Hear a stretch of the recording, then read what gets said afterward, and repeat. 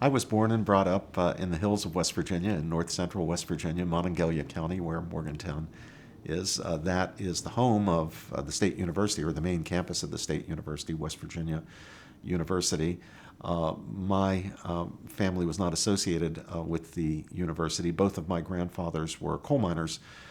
They were immigrants, one from Syria, who spent his entire life as a mine worker and railroad worker, laborer, and the other from southern Italy. And he began in the mines, worked in the mines about 25 years, but was able to save up enough money to open a little shop, a little grocery store.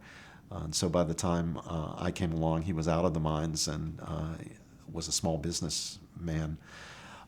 My father was conscripted to serve in World War II. He went in 1944 when he turned 18 years old. He hadn't yet finished high school, but they pulled him right out of high school. Later sent his parents a diploma, sent him for basic training, and then off to fight in Normandy and Brittany.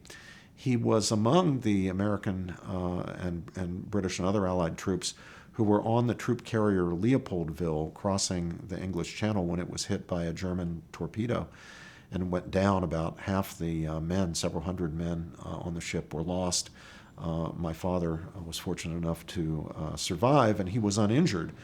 So the boat that rescued him took them, the soldiers whom they'd rescued, along to the Normandy beaches. This was after D-Day. It was later than D-Day, but took them to Normandy, and my father continued to serve in the Normandy campaign and the campaign in Brittany until the end of World War II, the following spring. And then he served with the occupation forces, first in Germany, actually at Nuremberg, and then in Austria until he had enough points to be sent home.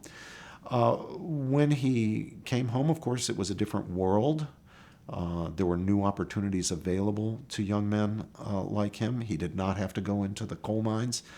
So I like to say I was rescued from the coal mines by World War II. I'd probably be there myself today were it not for World War II. I was born 10 years after the end of World War II, but because my father was drafted and went into service and came back with some skills and opportunities, he didn't have to go into the coal mines. He got a job in sales, and then he saved his money and began to invest in property and real estate.